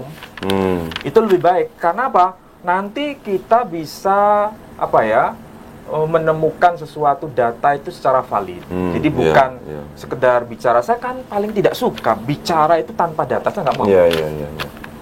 Dan yang saya suguhkan ini sebagian data loh, bukan semua. Ini baru sebagian ya Pak? Oh, masih ada yang lain. Oh ada yang lain. Ya, nanti siap. Nanti kalau dibuka di pengadilan lebih Ya. bagus. Oh iya. Senjata itu siap. Siap Pak. Nah kita lanjut nih Pak. Ini kan tadi malah kita agak lama membicarakan kiprah Bapak di ISCS gitu ya. Iya. Terus setelah itu gimana Pak? Ya akhirnya saya... Lanjutannya nih. Ini yang saya penasaran. Yang nih, Pak, mana? gimana Yang nih? mana? Coba bisa itu. Maksud saya setelah dari ISCS, terus kapan akhirnya Bapak Ya mengucapkan dua kalimat syahadat gitu, tahun Pak? 2005 ya. Tahun 2005 berarti sekarang udah berapa tahun? Berarti sudah 16 tahun. 16 tahun. Enggak, tadi itu kan lulusan STT tahun berapa? 2003. 2003. 2005 Bapak mengucapkan dua kalimat syahadat. 2 tahun, Pak. Habis sekolah STT ya, Pak. Berarti STT yang bikin mualaf nih, STT. STT berarti. Mualafin STT. Nah, tunggu sebentar, Pak. Pas di STT itu Bapak kan tadi kan bilang kuliahnya bagian jurusan filologi, Misi ya. misiologi. Master of Art in Ministry. Oh, in ministry. Kalau ministry itu kira-kira kalau non Kristen bisa nggak? Nggak bisa kalau di Indonesia setahu saya, Pak. Kan udah jelas kan? Iya, nggak bisa kan setahu Jadi saya. sudah paham tuh, orang-orang sudah paham. Iya. Nah, terus Bapak belajar bahasa Ibrani di mana? Oh, waktu belajar bahasa Ibraninya sebelum saya bergabung di SCS. Oh, sebelum SCS Bapak sudah belajar. Saya waktu masih kuliah di UNER ya semester awal ya. Dengan Mama Rifka Seyer. Di Surabaya, Pak ya? Seyer itu seorang samash. Samash itu semacam yang memelihara sinagoga di situ. Oh, Di Jalan Kayun Jalan Kayu nomor 4 Surabaya. Terus Bapak waktu itu belajar itu tuh buat apa maksudnya? Ya, Ada hubungan dengan sekolah atau bagaimana? ya suka aja. Oh, Bapak suka doang. Suka. Jadi itu memang bahasa. sinagog ya Pak ya? Ya, sinagog. Sinagog, mereka juga mengajarkan Iya. bahasa Ibrani. Oh, oke. Berapa lama Pak belajar bahasa Ibrani itu? Ya lumayan, nggak cukup setahun 2 tahun. Ya. Lama. Sampai Bapak bisa melanggamkan gitu ya?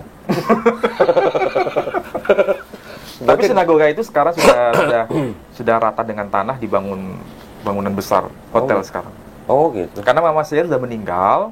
Setelah meninggal, dia berwasiat kalau saya meninggal bawa saya ke tanah Israel. Oh gitu, dikirim ke Israel? Ya, dibawa ke Israel. Oh. Dimakamkan di sana. Penerusnya nggak ada Pak? Sekarang ya sudah pergi semua. Tapi keluarga besarnya masih ada sebagian di Surabaya, masih ada. Di Jalan Cokro Aminoto masih ada. Nomornya saya lupa. Terus Bapak belajar mengenai Yudaismenya tuh di mana? Di situ juga? Iya. Jadi kepada termasuk beliau belajar juga. Yudaisme, termasuk belajar bahasa Ibrani juga Kemudian ya? semakin diperkaya ketika saya kuliah. Oh, oke. Tapi Bapak tidak pernah menjadi praktisi Yudaisme? Tidak enggak. pernah? Oke. Oh, jadi di Surabaya. Saya pikir Bapak belajar Ibrani di Israel gitu, Pak? Enggak ya? Nah, waktu itu saya ingat Bapak pernah bilang di Maroko tuh ngapain, Pak? Oh, kalau di Maroko saya sebagai dosen tamu. Dosen tamu, tapi sekaligus belajar mengenai Judaism di sana. Kan ada juga banyak komunitas Yahudi di sana kan? Oh, juga belajar Judaisme. Ada. Dosen tamu untuk universitas di sana. Kampus di sana di kampus Muhammad Seng. Seng itu bahasa Perancisnya 5. Muhammad Seng. Berapa lama Pak di Maroko itu? Iya, 1 semester. Oh, hanya 1 semester. Tahun 2013, tahun 2014. Terus Bapak kembali ke Jakarta lagi? Kami Surabaya toh. Kembali ke Surabaya. Iya, kan lewat Jakarta bukan biasanya? Iya. lewat lewat Jakarta menuju Surabaya. Menuju Surabaya. Les aja dari sana. Bukan, masalahnya ada yang ketinggalan di Maroko. Lah itu yang kita bawa di mobil.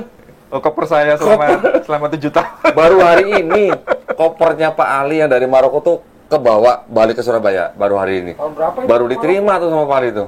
Tahun 2014. Berarti di situ ada 7 tahun. 7 tahun kopernya Pak Ali di Maroko ketinggalan gitu. Bukan ketinggalan, ditinggal. Oh, memang sengaja ditinggal? Karena saya pulang itu kebanyakan pakaian saya itu saya berikan ke beberapa teman mahasiswa di sana.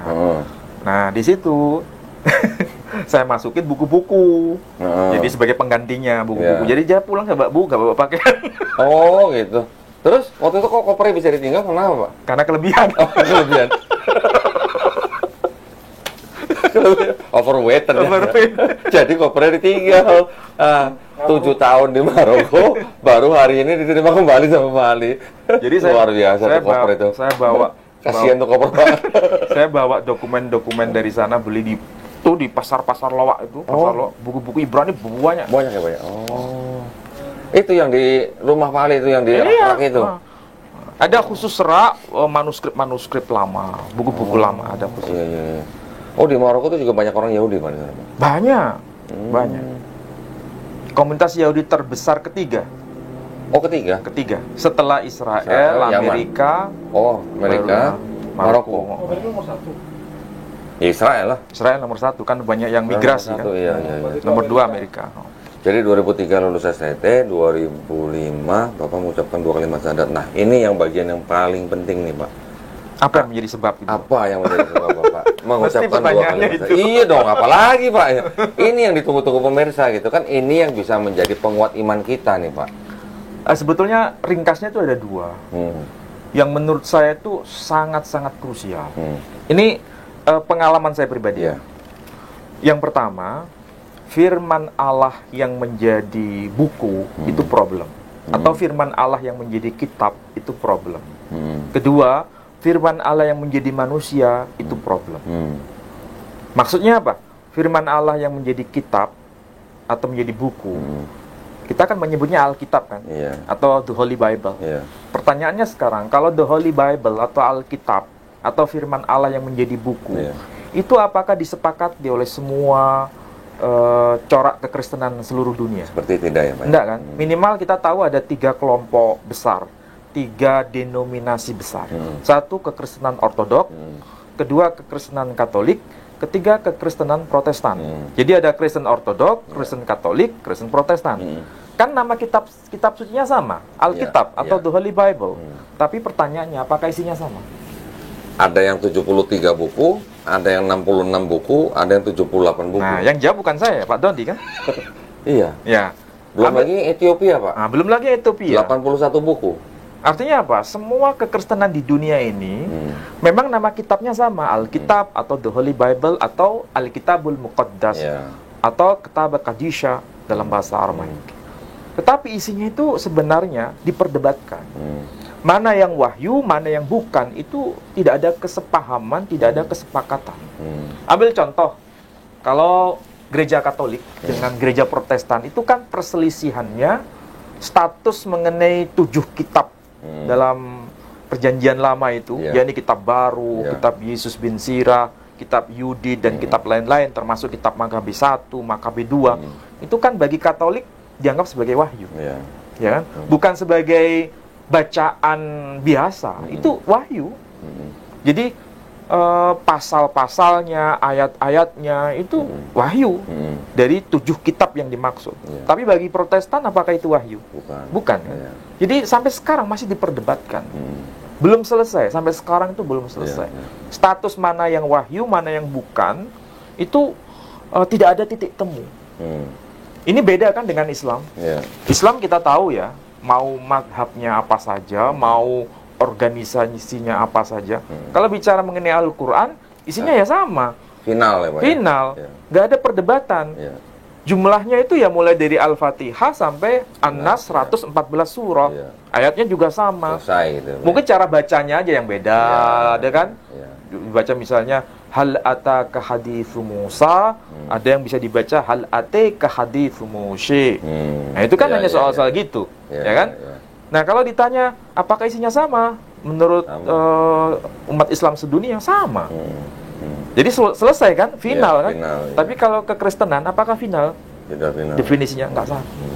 Satu itu Pak ya? Itu satu. Firman yang menjadi kitab. Firman yang menjadi kitab atau firman yang menjadi buku belum final sampai sekarang. Yang kedua, firman yang menjadi manusia, apakah sudah final? Belum juga Pak. Belum final sampai sekarang. Tambah ruwet malah ya? Minimal ada 3 yang sekarang betul-betul eksis ya di mana-mana. Bukan hanya di Indonesia, di Eropa juga sama, di Indonesia sama, di negara-negara manapun, di Amerika juga sama. Pertama ada yang Kristen Unitarian. Ya. Kristen Unitarian itu salah satunya misalnya Saksi Yehova. Ya. Ada juga yang lain nama organisasinya. Belum, ini Unitarian. Unitarian itu bukan masuk kategori Unitarian tuh. Unitarian di sini maksudnya status Yesus itu hanya sebagai manusia biasa, sebagai nabi, sebagai rasul. Kalaupun disebut Oneness kan menganggap dia sama dengan Bapa ya. Jadi Bapa itu sendiri yang Unitarian itu menganggap bahwa Allah Bapa itu ya Tuhan yang disembah sebagai Yahweh itu. Kemudian dia mengutus Sang Putra itu sebagai statusnya ciptaan yang pertama. Tapi statusnya bukan Tuhan, ciptaan yang pertama. Ciptaan yang paling sulung, yang paling mulia. Lebih mulia dari malaikat malah. Iya, melebihi malaikat sebelum diciptakan yang lain-lain. Tapi statusnya ciptaan tuh. Nah, ini Kristen Unitarian, salah satunya dari Saksi Yehova. Nah, ini yang mungkin agak mendekati Islam ya. Ini agak mendekati. Jadi secara tauhid, secara monoteis, itu ya sama dengan Yahudi, sama dengan Islam. Ini Kristen Unitarian. Dan pengikutnya banyak juga kan di Indonesia sekarang. Itu satu. Jadi status Yesus Kristus atau Isa Al-Masih itu hanya sebagai manusia biasa, utusan Tuhan, meskipun disapa dengan sebutan anak Tuhan. Tapi anak Tuhan itu maksudnya sebagai utusan Tuhan, bukan sebagai pribadi yang kedua dari Trinitas. Mereka nggak mau percaya dengan Trinitas kan? Nah, itu satu. Yang kedua, oneness. Nah, Kristen oneness ini kalau di Indonesia kan apa ya kalau Kristen oneness? Pentakostal Pak sebutnya Pak, tapi bukan Pentakostal yang misalnya gereja Pentakostal itu bukan. Tapi paling tidak orang paham ya, oneness itu Ini yang asal muasalnya dari modalisme, Pak. Iya, iya betul. Modalisme. Jadi ini yang dulu yang dipahami seperti Hamran Amri dulu. Hamran Amri, saya dulu tahun-tahun segitu ya, sudah baca bukunya Hamran Amri loh. Cuma saya nggak bawa bukunya Hamran Amri. Iya, iya. Jadi bukunya Hamran Amri itu menjadi konsumsi saya waktu itu. Karena pembahasan mengenai Tritunggal menurut Hamran Amri itu seperti seseorang di rumah sebagai suami, nanti di kantor sebagai kepala saya divisi sebagai, apa, di rumah sebagai suami, di kantor sebagai direktur, nanti di tempat lain jadi sopir gitu. Ya. Jadi hanya alih profesi, Ya. tapi orangnya satu itu. Ya. Nah, dalam pemahaman oneness itu Allah Bapa itu ya Yesus, Allah Putra itu ya Yesus, Ya. Allah Roh Kudus itu ya Yesus. Ya. Jadi Trinitas itu hanya sekedar label saja, tapi pribadinya ya Yesus itu sendiri. Ya. Dia Allah Bapa, iya. Dia Allah Putra, Bahkan iya. ada yang bilang Yesus tuh punya sampai 9 jenis, Pak. 9 jenis Yesus gitu. Mas. Pernah dengar nggak, Pak? Ya itu urusan teologi, Penjabaran lah, ya, teologi dari masing-masing denominasi ya. Tapi yang jelas sudah saya jelaskan minimal ada 2. Ya. Ada yang Unitarian yang menyatakan bahwa Yesus Kristus statusnya itu hanya sebagai ciptaan yang paling sulung, paling mulia dan ciptaan yang pertama, bukan sebagai bagian dari Trinitas. Ya. Yang kedua oneness tadi itu. Yesus itu ya Allah Bapa, Yesus itu ya Allah Putra, Yesus itu ya Allah Roh Kudus itu sendiri. Bapa menyamar jadi manusia gitu. Ya. Kurang lebih begitu. Ya, istilah bahasa sederhananya begitu. Nah, ini kedua-duanya nggak bisa dipertemukan nih. Mengenai status Yesus itu apa? Apakah dia itu Allah Bapa, Allah Putra, atau Allah Roh Kudus? Berdebat di antara dua komunitas ini. Yang ketiga, ini yang disebut Trinitarian. Nah, Trinitarian memandang Yesus itu sebagai bagian dari Trinitas.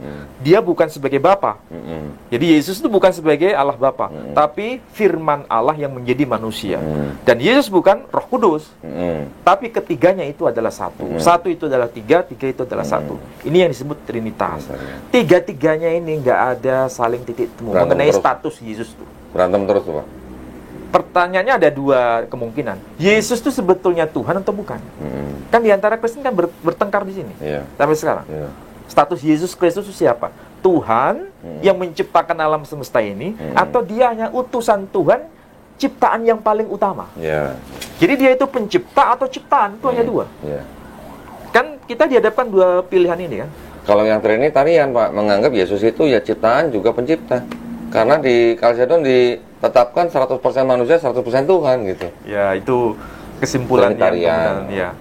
Tapi ngomong yang jelas sama Pentakosta, ngomong sama Oneness, beda lagi. Ngomong sama Seksi Yehova, beda lagi gitu ya. Jadi status Yesus Kristus sebagai firman Allah yang menjadi manusia itu sampai sekarang perdebatan yang tanpa ujung sampai sekarang. Nah, kalau yang gereja Ortodoks Syria itu, Pak, itu yang mana? Sama seperti Katolik. Hanya cara pembahasannya yang berbeda. Oke. Jadi Trinitarian, Pak ya? Tetap Trinitarian, tapi istilah yang dipakai lebih bernuansa Semitik. Bernuansa Timur Tengah. Misalnya, nggak disebutkan Tuhan yang menjelma menjadi manusia, tapi kalimatullah yang nuzul sebagai manusia. Itu, Pak. Itu yang sering dipakai itu, Pak. Kalimatullah. Kalau orang mendengar kalimatullah dibicarakan seperti ini di hadapan kiai, di hadapan para santri, itu kan sebagai informasi yang menghebohkan. Ini kalimatullah nuzul menjadi manusia. Ada kalimatullah nuzul menjadi Quran. Apa bedanya sama kalimatullah nuzul menjadi Yesus gitu, Pak ya? Itu ilmunya, Pak ya? Nah, benar nggak, Pak, itu ilmu itu dipengaruhi oleh filsafat Yunani, Pak? Ya, sebenarnya ujung tombaknya ya filsafat Yunani. Itu ya. Cuma dibahasakan dalam versi bahasa Arab gitu saja. Oke. Kan kalau versi Yunani kan kita mengenal hipostasis, mengenal hipostasis itu istilah bahasa kita itu sama dengan oknum. Nah, istilah bahasa Aramaiknya itu kan kenoma. Bahasa Arabnya uknum. Bahasa Indonesia menjadi oknum juga. Tapi itu mengacu pada tiga keberadaan dalam diri Tuhan sendiri. Nah, itu penjabaran sangat filosofis. Jadi yang saya tangkap ini, Pak Ali ini memandang firman yang menjadi kitab bermasalah, firman yang menjadi manusia juga bermasalah, sehingga Pak Ali akhirnya meninggalkan keyakinan yang lama, kemudian dalam tanda kutip nih kembali ke Islam gitu Pak. Tahun 2005. Ya. Tanggalnya masih ingat Pak? Tanggalnya Agustus lah. Agustus. 17 iya. Agustus saya jangan. Orang lagi pacaran di Sahadat gitu. Ya, Agustus 2015 ya. 2005 sorry, 2005 ya. Cukup lama loh Pak ya. Jadi cukup menarik loh Pak. Ya biasa aja sih sebetulnya. Enggak, maksud saya gini loh Pak. Dari mahasiswa udah berdebat gitu. Oh iya. Iya kan? Dari mahasiswa udah berdebat. Lawan debatnya nggak main-main lagi. Almarhum Kiai Haji Abdullah Wasian gitu kan. Ya. Dari mahasiswa udah berdebat, terus belajar bahasa Ibrani, belajar Yudaisme, bahkan menjadi pembicara di ISCS gitu. Itu kan nggak main-main Pak. Kalau ISCS. Kalau dibacakan bahasa saya lucu juga kepada Bapak Abdullah Wasian tuh. Nanti boleh nggak Pak saya pinjam saya scan tuh Pak? Ini bisa baca enggak? Yang bagian-bagian awal. Coba ya. Saya telah membaca buku-buku kristologi yang ditulis oleh para pakar Islam yang saat ini banyak sekali beredar di pasar buku. Terutama buku-buku yang ditulis oleh Haji Abdullah Wasian, Ahmed Didat, dan Mashud Ya. SM. Ya, Masyud SM tuh. SM STH. Nggak tahu, pokoknya. Ini ada STH-nya. Iya ada. Permasalahan yang dibahas dalam buku-buku tersebut memang beraneka ragam dan sangat aktual untuk disampaikan kepada masyarakat pembaca.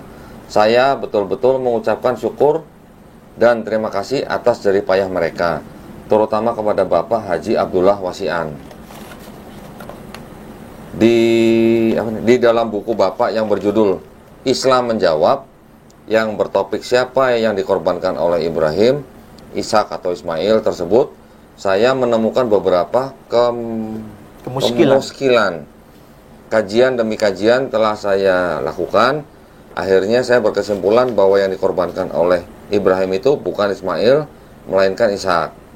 Ya, saya kan Ya, ini argumen Bapak yang pertama kali itu ya. 22 April 1993. Masih panjang nih Pak. Oh, masih panjang. Intinya berkaitan dengan itu kan? Ya. Nah, ini bukti ya. Mau di zoom sebentar nggak biar bisa? Nggak kebaca.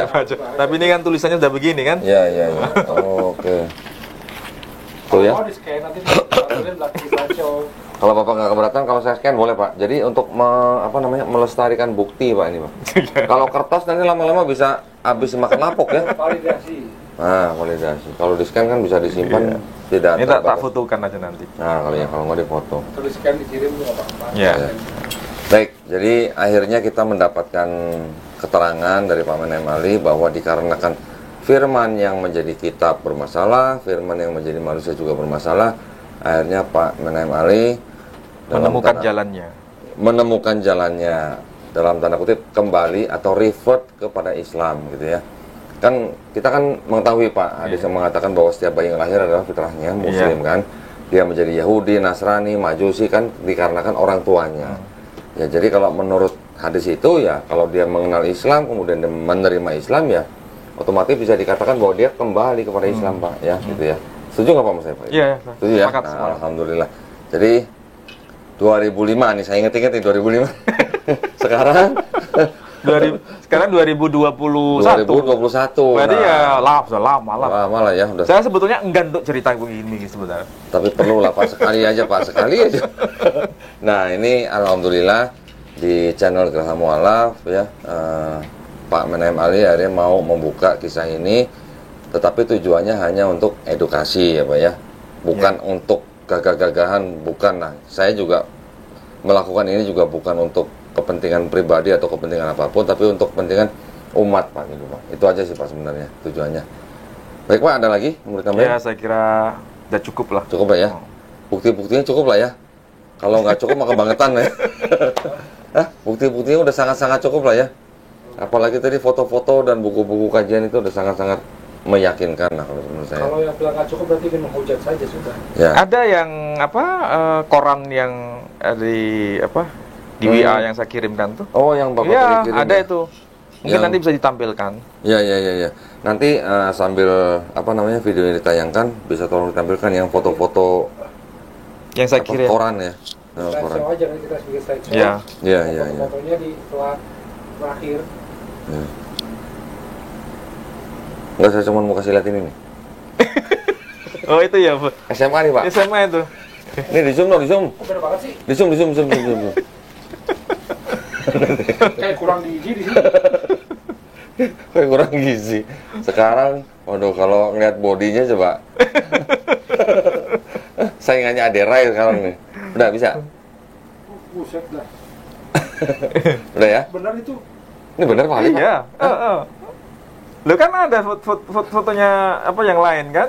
Bisa dibandingin. Ya, ya, ya. Tua-tua Raut, keladi. raut mukanya sama raut Tua-tua mukanya. keladi yang makin tua makin jadi. Makin tua makin jadi. Iya. Orang makin tua makin jadi nggak makin ganteng. Masya Allah. Rasanya apa sih, Prof? Rasanya nge-gym. Hah? Nge-gym sama facial. Ente kata nggak cuma pakai duit ya?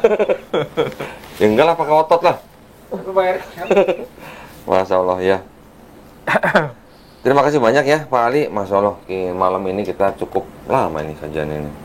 Ya, dengan kajian yang seperti ini rasanya mudah-mudahan nanti keingintahuan para pemirsa sudah sangat-sangat terobati lah ya.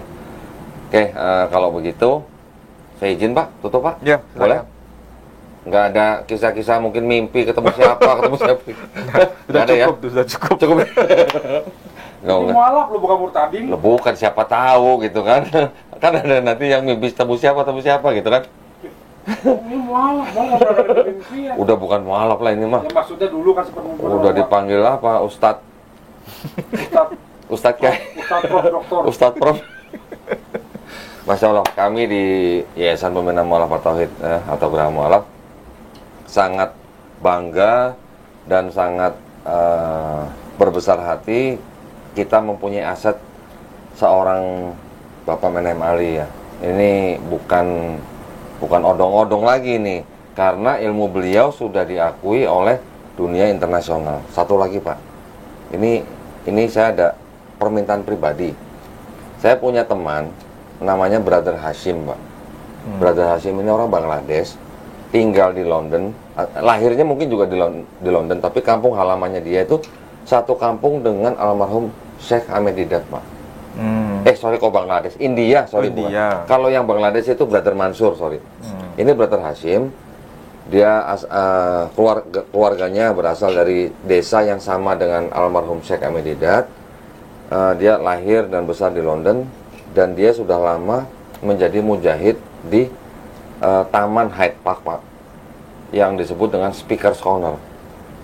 Saya tahun 2018 sampai tahun 2020 itu menjadi penerjemah salah satu channel yang kegiatannya setiap minggu itu merekam video-video debat antara Muslim dan Kristen di sana. Brother Hashim ini adalah salah satu mujahid yang paling sering saya terjemahkan gitu Pak, dan ilmunya juga luar biasa. Dia tiba-tiba, saya intens Pak berkomunikasi dengan dia. Tiba-tiba kemarin dia kirim WhatsApp ke saya. Dia punya channel namanya Dakwah Wise. Nah, Dakwah Wise, kelahiran Dakwah Wise channel ini juga saya ikut bantu beliau gitu Pak. Sekarang dia sudah buka channel Dakwah Wise untuk subtitle bahasa Indonesia. Kemarin dia tiba-tiba WA saya ingin mengundang Profesor Menem Ali untuk tampil di channel Dakwah Wise. Gitu. Kira-kira bisa nggak ya gitu? Ya, saya bilang nanti saya tanya dulu. Kalau mau ngundang Profesor Menem Ali, ngundangnya harus live ditampil di channel saya bilang gitu Pak. Jadi dia biar dia nongol di channel saya dulu gitu. Nah, insya Allah doakan mudah-mudahan Brother Hashim nanti berkenan hadir di channel kami ya, untuk mengundang Profesor Menem Ali tampil di channel Dakwah Wise Pak. Insya Allah nanti diharapkan kalau Pak Ali bersedia, ditunggu Pak sama nanti mereka bisa Pak. dipikir. Ya, jadi kami semua ini berharap Pak, kajian Pak Menem Ali nanti tidak hanya dinikmati oleh masyarakat Indonesia, tapi juga masyarakat di luar negeri gitu Pak. Ya, Insya Allah Pak ya, mudah-mudahan ya. Mudah-mudahan Pak Ali bersedia ya. Nanti tapi syaratnya Brother Hashim harus tampil dulu di channel saya gitu ya. Kok bawa duit nih? Kok duit sih? Baik, kalau gitu terima kasih banyak atas perhatiannya para pemirsa. hari ini kita mendapatkan kisah yang luar biasa dari seorang Menaim Ali. Dan mudah-mudahan video ini bisa menangkis atau membantah beberapa tuduhan yang mungkin tidak benar ya Pak Ali ya. Dan akhirnya pada hari ini mudah-mudahan keingintahuan atau rasa penasaran yang para pemirsa miliki bisa semuanya terjawab ya, dengan keterangan dan bukti-bukti yang otentik yang sudah diperlihatkan. Baiklah, sebelum saya tutup acara ini, saya ingin mengingatkan kembali para pemirsa yang mungkin ingin berpartisipasi untuk menyalurkan zakat sedekah infaknya, dan juga mungkin ingin ikut wakaf tanah yang berlokasi di Wonosalam, Jombang, Jawa Timur seluas 6 hektar dengan harga Rp250.000 per meter persegi, bisa mengirimkan ke Bank Syariah Indonesia dengan nomor rekening kode bank 451, nomor rekening 111889988. Saya ulang ya, 111889988 atas nama Yayasan Pembina Mualaf At-Tauhid, dan bisa mengkonfirmasikan ke nomor handphone 0812 3280 2080 atau 0811 188 9181. Barakallahu fikum, semoga semua partisipasi dari para pemirsa diterima di sisi Allah Subhanahu wa taala. Amin. Kalau begitu kita pamit undur diri, saya dan Pak Ali. Ya, mudah-mudahan video kita kali ini bermanfaat bagi para pemirsa. Wabillahi taufiq wal hidayah. Wassalamualaikum warahmatullahi wabarakatuh. Waalaikumsalam warahmatullahi wabarakatuh. Sama-sama, makasih.